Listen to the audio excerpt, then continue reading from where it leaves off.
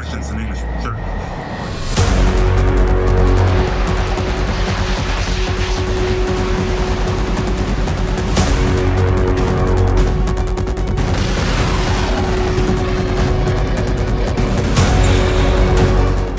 Israel की वायुसेना अब निशाने पर है। ईरान ने दुनिया को चौंकाते हुए दावा किया है कि उसने इजराइल के एक एक पायलट की पहचान, मिशन, डेटा और ठिकानों की जानकारी इकट्ठा कर ली है। अब सवाल सिर्फ एक है, क्या इजराइल का आसमान अब उसके अपने पायलटों के लिए ही खतरनाक बन गया है? न्यूज़ 18 के डिजिटल प्लेटफॉर्म पर आपका स्वागत है। मैं हूं प्रिया सिंह। इजराइल के पायलट अब खतरे में हैं।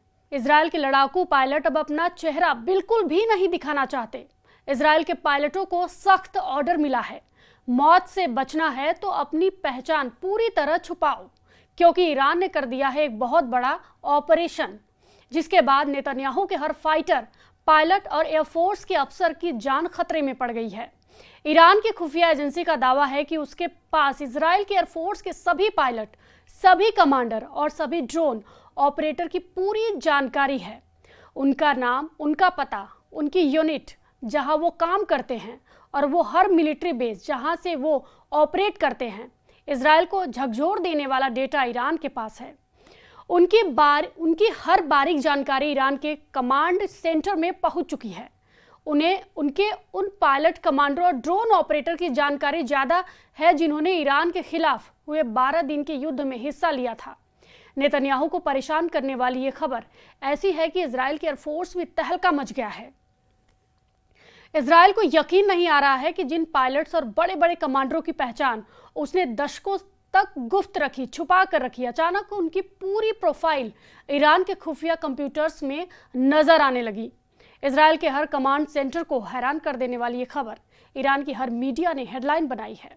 खामनेई के ऑर्डर पर ईरान की खुफिया एजेंसी ने ऐसे मिशन को अंजाम दिया है जिसने इजराइल के एयरफोर्स को पूरी तरह एक्सपोज कर रख दिया है।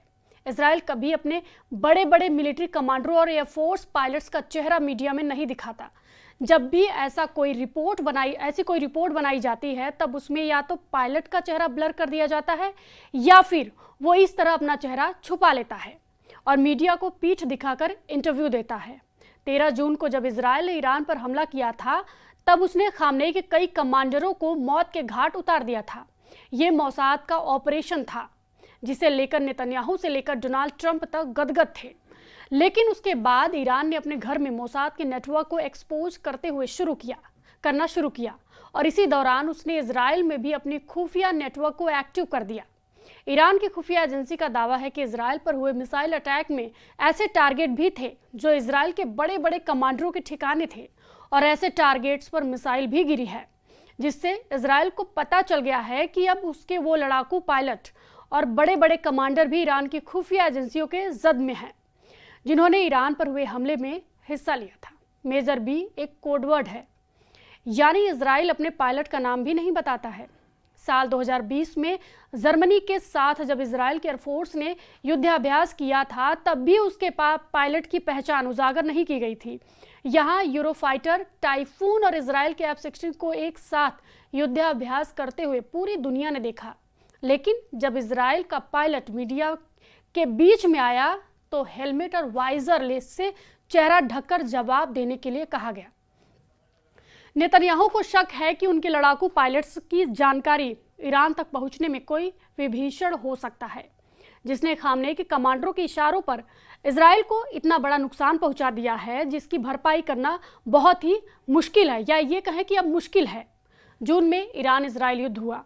इजराइल के हमले के जवाब में ईरान ने मिसाइल अटैक किए और अगले ही महीने यानी जुलाई में इजराइल को 3 बड़े झटके भी लगे। झटके ऐसे हैं कि नेतन्याहू के पैरों तले जमीन खिसक गई और उनके कमांडरों के भी रोंगटे खड़े हो गए। इजराइल में एक ऐसा जासूसी कांड हुआ जिसने नेतन्याहू और उनके पूरे वॉर कैबिनेट को हिला कर रख दिया, झकझोर कर रख दिया। ईरान के जासूस ने इजराइल का सबसे बड़ा सीक्रेट लीक कर दिया है। ईरान की खुफिया एजेंसी ने ऐसे मिशन को अंजाम दिया है कि इजराइल की सेना और उसकी खुफिया एजेंसी मोसाद में इमरजेंसी के हालात बन गए हैं और अब इजराइल तलाश कर रहा है कि सेना में है कितने गद्दार, नेतन्याहू को परेशान करने वाली बड़ी खबर यह भी है कि ईरान में जन्मे एक इजरायली नागरिक ने नेतन्याहू को धोखा दिया है। उसने खामनेई कमांडरों तक इजरायल की खुफिया जानकारी लीक कर दी है। ईरान को इजरायल के बड़े वॉर प्लान का सीक्रेट पता चल गया है। सवाल है कि क्या नेतन्याहू ने अपनी आस्तीन में सांप पाले हुए हैं और मोसाद उनके पकड़ने में पूरी तरह फेल साबित हो रहा है। दूसरी बड़ी खबर, नेतन्याहू की सबसे खतरनाक फोर्स में से एक नहाल ब्रिगेड के 4 सैनिकों ने गाजा में लड़ने से इनकार कर दिया है और उसके बाद इजरायल की सेना को उन्हें बर्खास्त करना पड़ा है। तीसरी बड़ी खबर, गाजा के खान यूनुस में इजरायल की सेना पर हमास के हमले तेज हो गए हैं। हमास के एंटी टैंक दस्ते ने लगातार इजरायल की बख्तरबंद खाड़ी पर अटैक कर रहे हैं। नेतन्याहू के लिए अब अपने घर को बचाने की चुनौती है, क्योंकि इजरायल के हर मिलिट्री अड्डे पर ही नहीं बल्कि उसके हर पायलट और कमांडर पर ईरान की नज़र है। इसे मोसाद और नेतन्याहू के युद्ध की तैयारियों को बहुत बड़ा झटका माना जा रहा है। इजरायल में ईरान के जासूस पकड़े जाने से लेकर वहां के मिलिट्री कमांडर की जानकारी लीक होना, ये बहुत बड़ा सिक्योरिटी घोटाला है।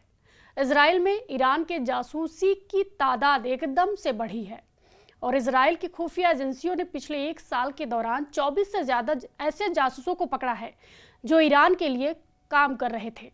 यही वजह है कि ईरान ने जब 13 जून को इजरायल पर जवाबी अटैक किया तो उसकी मिसाइलों ने बहुत ही सटीक तरीके से राजधानी तेल अवीव और हाइफा जैसे अहम शहरों को निशाना बनाया और बड़ी तबाही को अंजाम दिया। हालांकि ईरान और इजरायल के बीच 12 दिन तक चले युद्ध में जब पहला हमला हुआ था तब इजरायल ने ईरान के कई बड़े सैन्य कमांडर और वैज्ञानिकों को मार डाला था और उसके बाद ईरान के पलटवार में इजरायल के कई शहर उसकी मिसाइलों से दहल गए। लेकिन अब ईरान की खुफिया एजेंसी ने मोसाद ही नहीं CIA को भी चौंका दिया है, क्योंकि ईरान की खुफिया एजेंसी का दावा है कि उसके पास इजरायल की एयरफोर्स के सभी पायलट, सभी कमांडर और सभी ड्रोन ऑपरेटर की पूरी जानकारी है।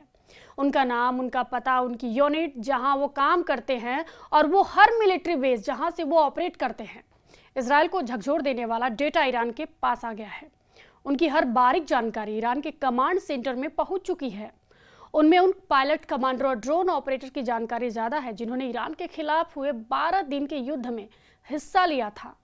इजरायल और हमास के बीच 650 दिन का युद्ध हो चुका है और लगातार जारी भी है। और इस दौरान गाजा में मौत नाच रही है, तांडव कर रही है। खंडहरों और कंक्रीट की तहस नहस हो चुकी बस्ती में कब, कहां और कितना बड़ा बम गिरेगा, ये सिर्फ नेतन्याहू जानते हैं। सैकड़ों किलो का बम गिरता है और फिर होता है हाहाकार। 22 महीनों का युद्ध और अब तक 60,000 लोगों की मौत। गाजा में मौत का मीटर चलता जा रहा है। इजरायल का ग्राउंड ऑपरेशन 60,000 लोगों की मौतों के साथ। सवाल है कि इस युद्ध को जीत कौन रहा है।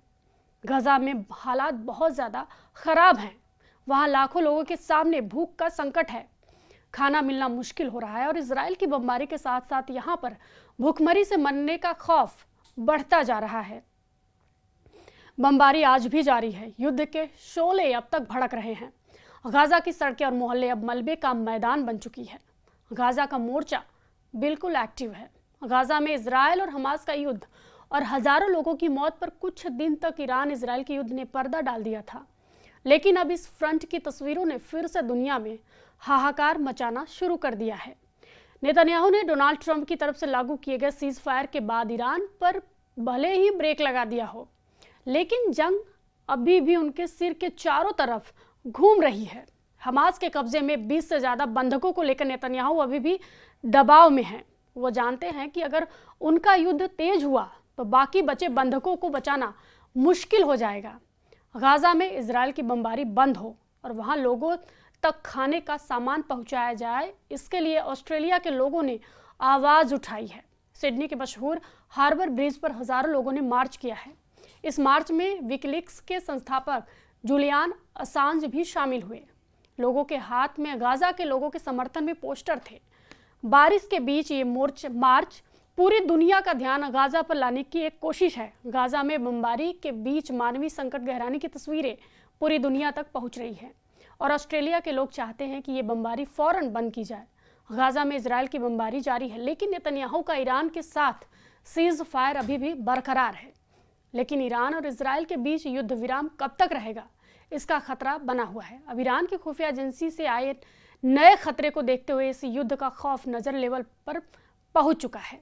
इस वीडियो पर आपकी क्या प्रतिक्रिया है, हमें कमेंट बॉक्स में जरूर बताएं और फॉलो कीजिए न्यूज़ 18।